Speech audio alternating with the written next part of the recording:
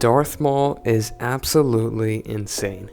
In fact, this brand new episode is insane. From the teasers, it almost seems like Ahsoka is gonna join Darth Maul, but will she? Let's find out in this review and breakdown of Star Wars The Clone Wars, Season 10, Episode 7, The Phantom Apprentice. As soon as the episode begins, Maul is the one in control. This is something that we will continue to see across the rest of the episode. The room is filled with tension, and Ahsoka is on the back foot. But more striking than this is the way Maul speaks. He is erratic, crazed, and always going on about something that everyone else is completely clueless about. Because he's the only one talking about Sidious in the future with confidence, he seems like the odd one out, which in turn makes him seem like more of an absolute crazy mad lad than he already is.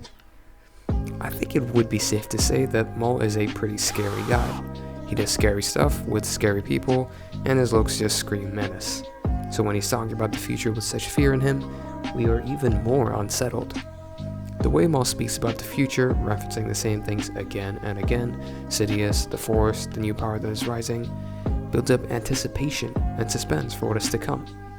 After a short duel between Ahsoka and Maul, he makes his escape saying, "Not yet," which again makes it seem like he is in control.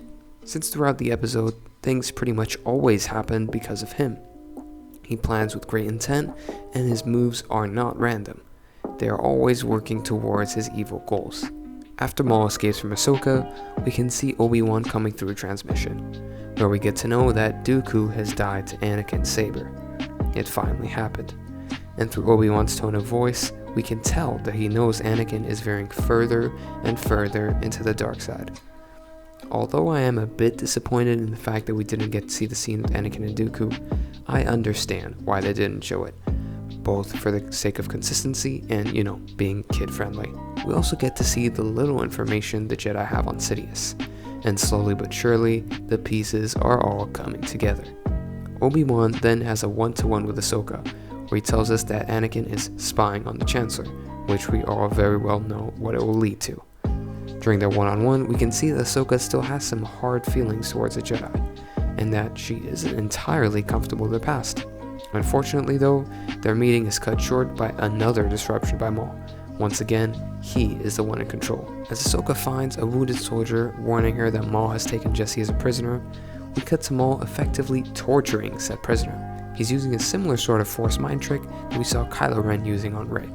And this scene really is quite disturbing, the impact of which is highlighted when Saxon walks away and all there is to hear is the agonizing screams of Jesse. This shows us really how little Maul cares for life, willing to exploit it in whatever way he seems fit. Right before the Prime Minister gives away the fact that the one who Maul is dreaming about is Anakin, he is shot. Once again, through Maul's deliberately nefarious planning. Despite his best effort to not let any information come through, Ahsoka is still informed of Maul's mention of Anakin. The dream that Maul had might even be something similar to the Force dream that Yoda had in last season. When Ahsoka returns to their base of operations, Maul is just sitting there, once again in control. And that is something to keep in mind. Maul is never the one coming to the heroes. He's always the one who people are coming to. He's always in his element. This, once again, makes us feel like he is in control of what is going on. He also gives Jesse back to them just like that, which makes me think that he has had to do something to him. There is no way he's just giving them Jesse back.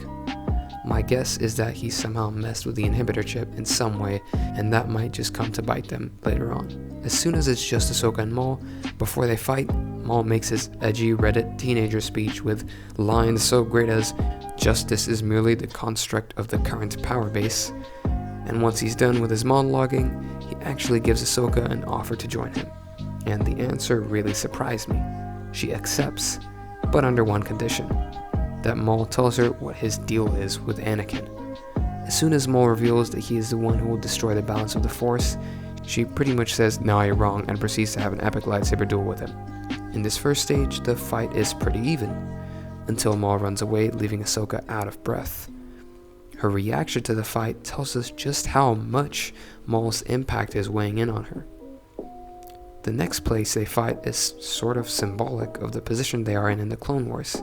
It's at a tipping point, During their fight, we also get a nice little nod to episode 5 when Luke refused to join Darth Vader. Eventually, their fight ends in Maul falling off the rail thing, and Ahsoka using the Force to keep him elevated. He's in fact angry and wants to be let die, which shows how angry he gets when he is not in control of the situation, which might even be why he is so disturbed and crazy throughout the entire episode.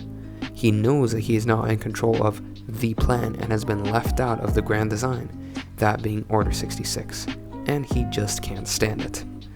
Overall, I enjoyed this episode, and personally, I felt as if it was a better Maul episode than an Ahsoka episode, but those are my thoughts. What did you think? Let me know in the comments below, and make sure to subscribe to not miss out on coverage of the final season of the Clone Wars. That's been it for this time. I'll see you in the next one.